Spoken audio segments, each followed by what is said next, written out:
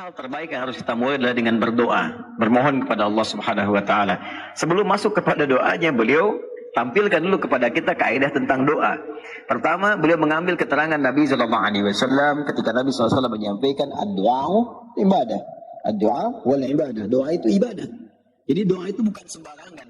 Ingat ya, doa itu bukan kalimat sementara yang kita ucapkan di lisan dan hampa makna, formalitasnya tidak. Dia mengandung nilai-nilai penghambaan kepada Allah Subhanahu wa taala. Karena itu ketika Allah menyampaikan dalam Al-Qur'an, wa qala rabbukum ud'uni astajib lakum innal ladzina yastakbiruna an ibadati. Ya, wa qala rabbukum ud'uni, ketika Allah berfirman, saat Allah Rabbmu, kata Allah, menginfokan kepada kita, Allah berfirman, merintahkan kepada kita, ud'uni, berdoa kepada Allah. Innal ladzina yastakbiruna an ibadati, orang-orang yang sombong, ya, kalimatnya tidak disebutkan an du'ai, tapi an ibadati. Dirubah oleh Allah kalimat doanya menggunakan kata ibadah. Seakan memberikan kesan begini, doa itu bukan kalimat biasa.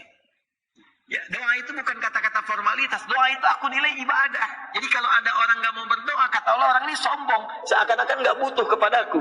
Dia hamba, dia makhluk, aku ciptakan, dia punya kelemahan.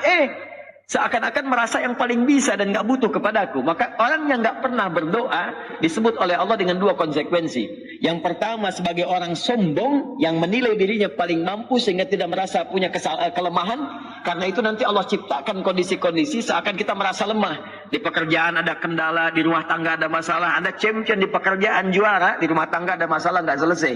Sakit yang nggak sembuh, kecelakaan di jalan sampai Anda dipaksa menyebut nama Allah. Ini menunjukkan bahwa kita itu lemah. Orang-orang yang nggak pernah minta, kata Allah, kepada Allah itu orang sombong.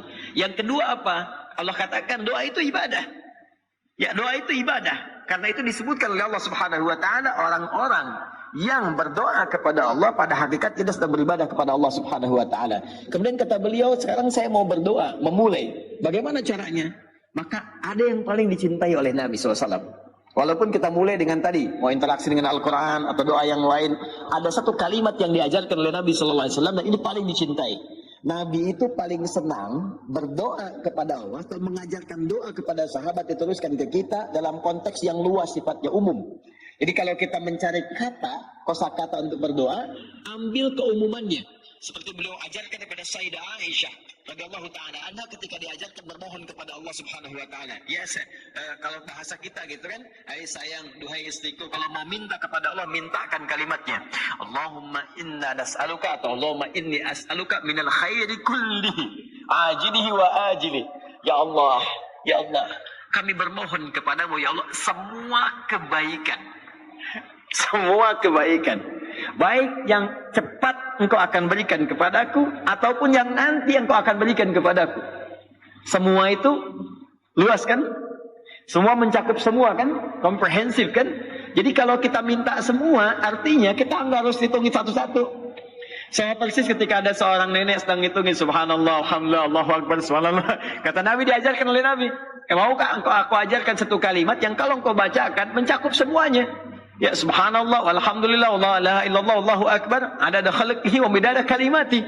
Ya, subhanallah, alhamdulillah, Allahu akbar, adada khalqihi wa midada kalimati. Aku ucapkan ini, ya Allah, sepenuh makhluk yang pernah mengucapkannya dan sejumlah orang yang pernah hidup di bumi. Gampang kan?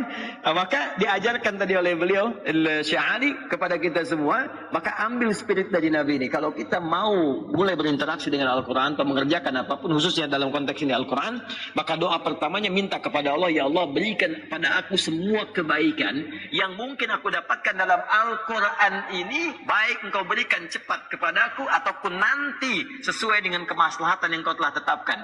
Beliau gambarkan, tahukah Anda, beliau ini ahli bahasa ya, kalau Anda mencoba mengkaji hadis ini saja, kemudian masuk kemudian ke sistem perkuliahan, atau bahkan ngambil S3, ini kalimat ini saja, khairihi, kata khair ini kalau kita gali lagi akan menghadirkan disertasi yang berjilid-jilid. Karena kata khair ini turunannya banyak. Khair dalam rumah tangga, khair dalam pekerjaan, khair dalam interaksi sosial, khair dalam beribadah kepada Allah. Anda turunkan semua itu, baru satu khair sudah menghasilkan disertasi. Teman-teman sekalian, tadi kita diajarin doa yang ngambil dari hadis Nabi sallallahu alaihi wasallam, diajarkan kepada Sayyidah Aisyah. Sekarang beliau ajarkan lagi satu doa yang istimewa dalam Al-Quran. Semua doa di Al-Quran istimewa, ada peruntukannya. Tapi ada salah satu ayat yang bisa memberikan inspirasi kepada kita, diterapkan di setiap kehidupan, termasuk ketika akan berinteraksi dengan Al-Quran. Doa ini tercantum di Quran surah ke-21 Al-Anbiya di ayat 87 sampai 88 pada kisah Nabi Yunus alaihissalam. Dari 83 sampai 84 Nabi Ayub alaihissalam, Nabi Zakaria yang kemudian selanjutnya 85, 86, 87, 88-nya kemudian masuk kepada kisah Nabi Yunus alaihissalam.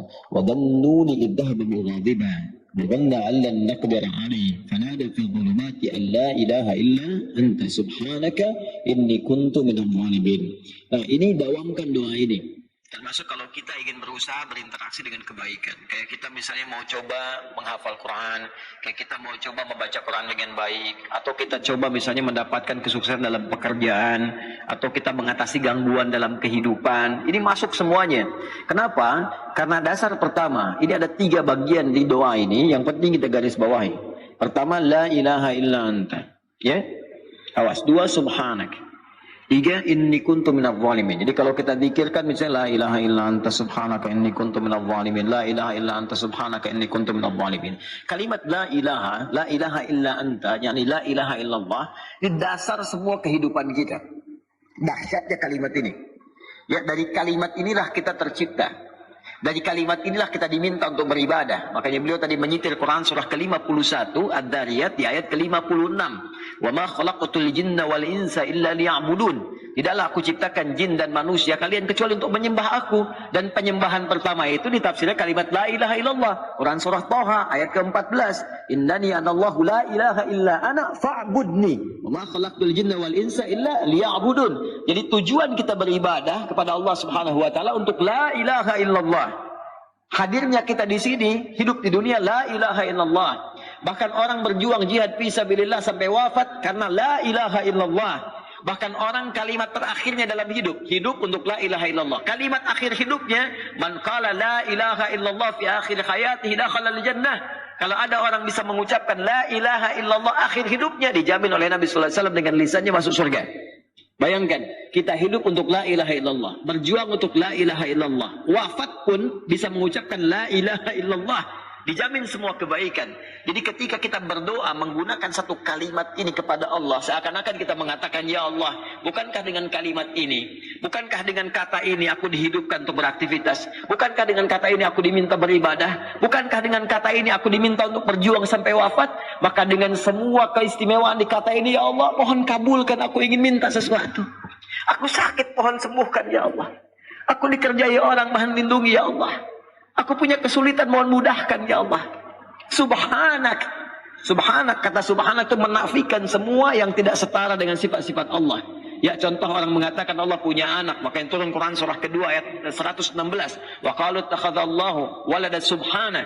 Tepikan semua yang tidak ada hubungan dengan Allah Subhanahu wa taala.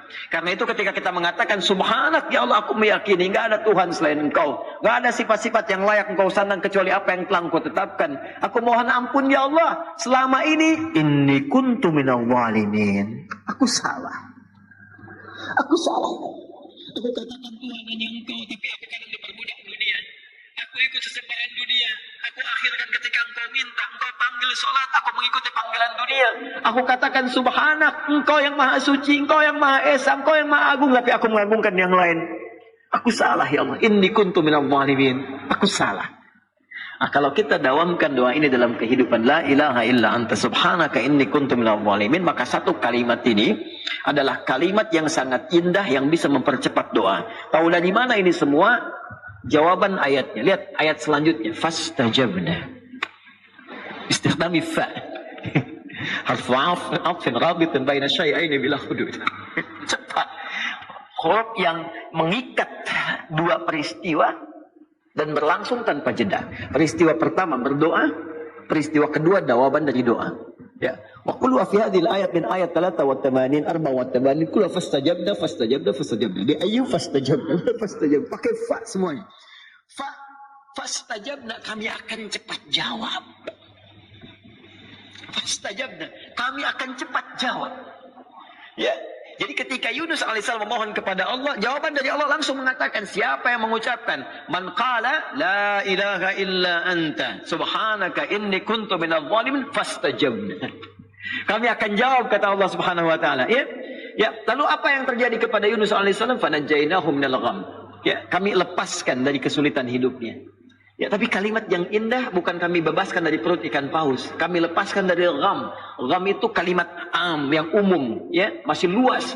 Sesuatu yang membuat kita gelap. Bukankah Anda kalau mendapatkan berita dari kantor, Anda sekarang berhenti kerja, gelap langsung. Padahal harinya siang. Bisa kepleset di jalan, gitu kan? Lamaran ditolak langsung gelap, gitu kan? Itu gham namanya. Wa kadzalika nunjil mu'minin. Demikianlah kalau ada orang beriman setelah ini mengamalkan doa yang sama, kata Allah, kami jamin kami akan kabulkan seperti aku mengabulkan doanya Yunus alaihissalam. Maka dari itu malam hari ini kita mulai berinteraksi dengan Al-Quran, mulai meningkatkan ketakwaan, mulai cari malam Al-Qadar, pertama dengan berdoa kepada Allah, minta kepada Allah seperti doa yang diajarkan pada Sayyidah Aisyah. Allahumma inni as'aluka minal khairi kulli ajilihi wa ajilihi. Ya Allah, kami minta ya Allah kemuliaan kebaikan. Ya, baik yang kau cepat berikan kepada kami atau jauhnya. Ya Allah, anugerahkan kepada kami kemuliaan. Ya Allah, aku mengakui aku salah. Banyak maksiatnya. Tak layak mungkin mendapatkan surgamu. Tak layak mendapatkan qadarmu ya Allah. Tapi engkau maha rahmat, maha rahim. Rahmatmu melebihi ancaman dan murkamu ya Allah. Maka hamba menambahkan rahmatmu. Hamba mendapatkan kasihmu ya Allah. Maka mohon kabulkan. Nah, bacakan. La ilaha illa anta subhanaka inni kuntu minadh dhalimin. Barulah berinteraksi dengan Al-Quran. Maka akan dibukalah keadaan hati kita. Dan mudah berinteraksi dengan Al-Quran. Paham sampai sini?